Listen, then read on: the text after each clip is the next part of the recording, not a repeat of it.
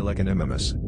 Pelecanimimus, meaning pelican mimic, is a genus of basal, primitive, ornithomimosaurian dinosaur from the early Cretaceous of Spain. It is notable for possessing more teeth than any other member of the Ornithomimosauria, or any other theropod, most of which were toothless. Discovery and naming. In July 1993, Armando Diaz-Romeral discovered a theropod skeleton at the Las Hoyas Unit 3 site. In 1994 this was named and described by Bernardino Perez Moreno, José Luis Sanz, Angela Buscaglione, José Mortala, Francisco Ortega and Diego Raskin Gutman as a new species, Pelecanimimus polyodon. The generic name is derived from Latin pelicanus, pelican, and mimus, mimic, in reference to the long snout and throat pouch.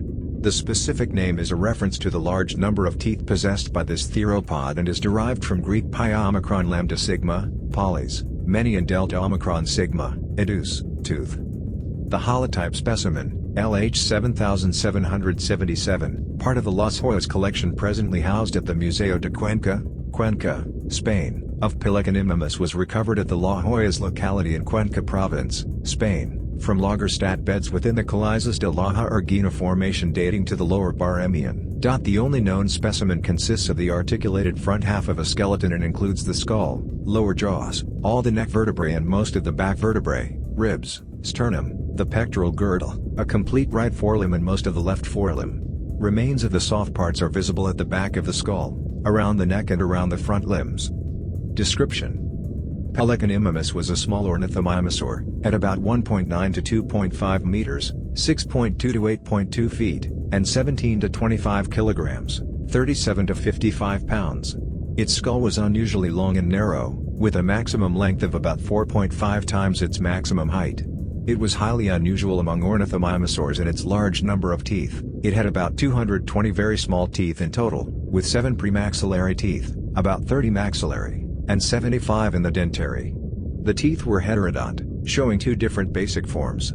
The teeth in the front of the upper jaw were broad and D-shaped in cross-section, while those further back were blade-like, and on the whole the teeth in the upper jaw were larger than those in the lower. All of its teeth were unserrated, and had a constricted waist between the crown and the root. Interdental plates were lacking. Only one other ornithomimosaur is known to possess teeth, Harpymimus, which had far fewer, 11 total, and only in the lower jaw. The presence of such a large number of teeth in Pelecanimimus, coupled with a lack of interdental space, was interpreted by Perez Moreno et al. As an adaptation for cutting and ripping, a functional counterpart of the cutting edge of a beak, as well as an exaptation leading to the toothless cutting edge found in later ornithomimosaurs. The arms and hands of Pelecanimimus were more typical of ornithomimosaurs, with the ulna and radius bones in the lower arm tightly adhered to each other. The hand was hook-like and had fingers of equal length equipped with rather straight claws.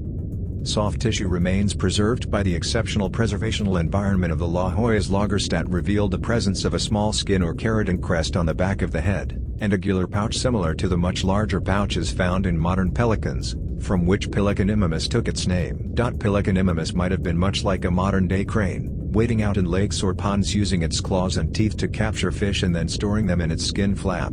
Some parts of the impressions revealed wrinkled skin, interpreted as lacking scales or feathers.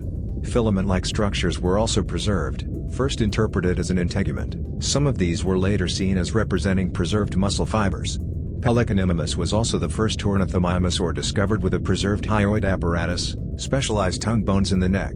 Gregory S. Paul has speculated that Pelecanimimus might have been capable of flight or be a recent descendant from a flying animal.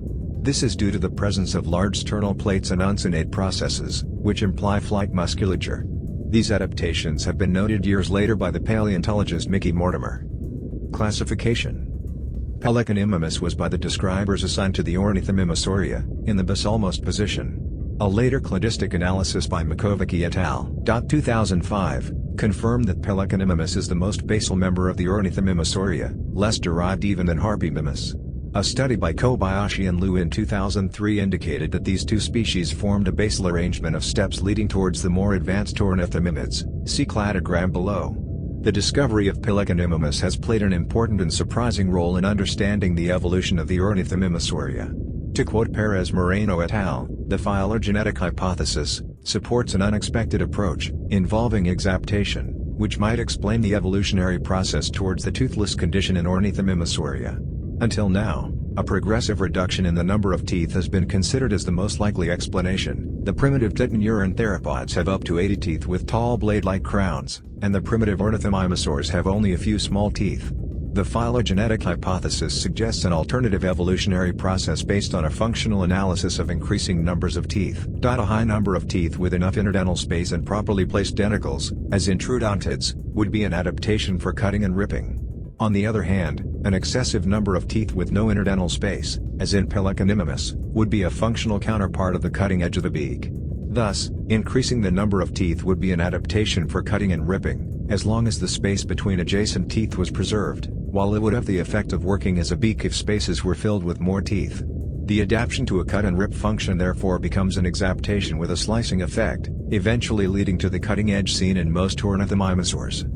Cladogram after Kobayashi and Liu, 2003. Paleoecology. The Las Hoyas Lagerstätte has produced numerous other exquisitely preserved species, including the Enantiornithine birds Iberomsornis, Concornes, and Eoaliolaevis, along with non-avian theropod teeth, concavinator remains, and a few fragmentary sauropod bones. Coarse sediments of the La Hoyas Lagerstätte have produced bones of the ornithopod dinosaur Iguanodon. The Lagerstätte beds have also yielded remains of lizards and salamanders, as well as of the unique early mammal Spinolestes. Several pterosaurs like Euripijara and crocodilomorphs are also known.